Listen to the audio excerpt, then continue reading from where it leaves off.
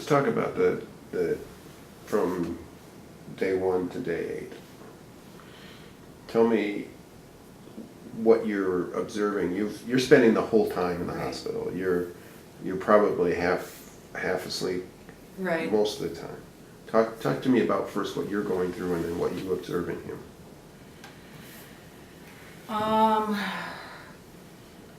It was I just was, like I say, I was gone from the house in an hour and a half or 2 hours, whatever it was. I can't believe my life was turned upside down. And, I had our life all planned out for us, and we worked hard, to do everything we wanted to do and have everything we wanted to have, and now it's gone to crap, and I don't know what I'm gonna do. I had everything planned out. I actually had a backup plan for everything in my entire life except for an injury.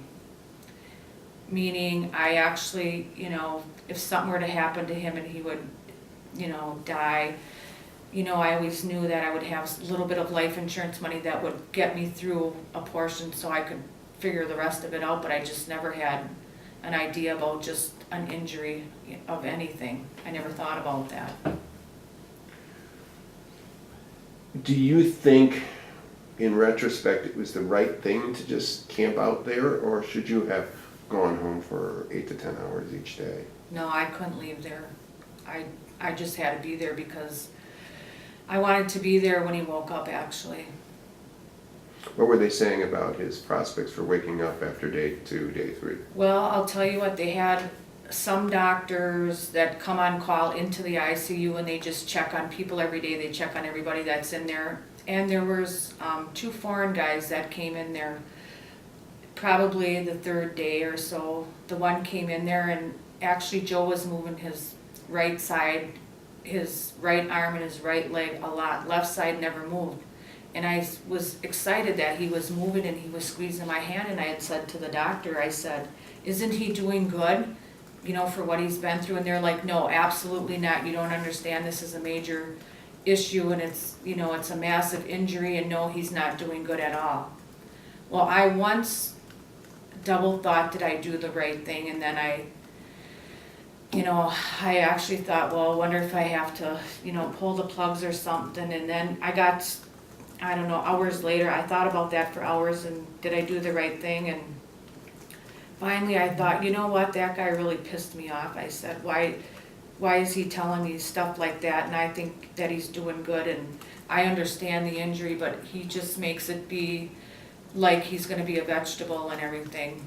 And then there was another doctor that came in there the next day, a different one, and I said to him, I said, isn't my husband doing good? And he's like, no, he's not. This is massive. So at that point I decided, you know what, whenever these doctors come around in the morning, before his doctor comes in, because his surgeon comes in at different times, I'm just gonna leave the room when they come in, because they make me think that I might have done the wrong thing. And I know I didn't, but for some reason they make me think that. So then his doctor comes in and I meet up with him. I don't know, it was probably 2 days later or 3 days later, and I asked how he's doing, and he said, he's lucky to be alive, but he's really not sure of himself that this was the right thing for me to do. I could tell. So then after probably, I don't know, maybe 6 or 7 days, 8 days, whatever, how many days it was. At 8 days he woke up, and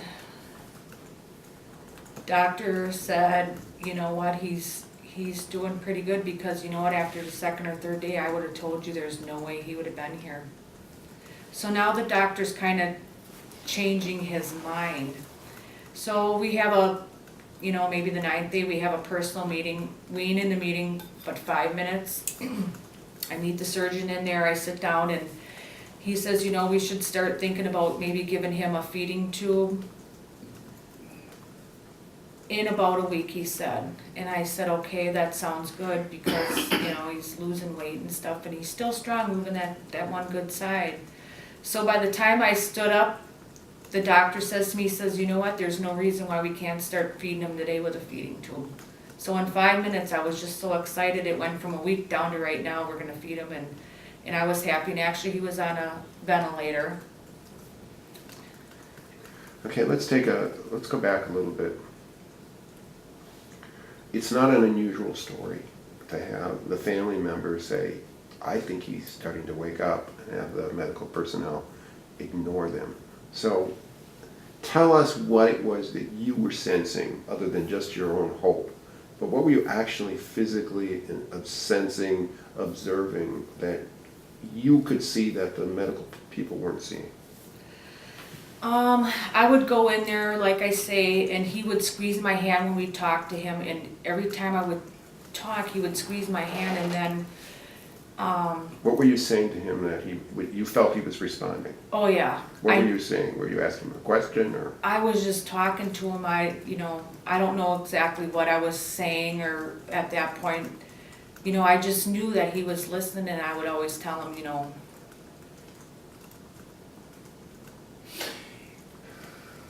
You tell him what?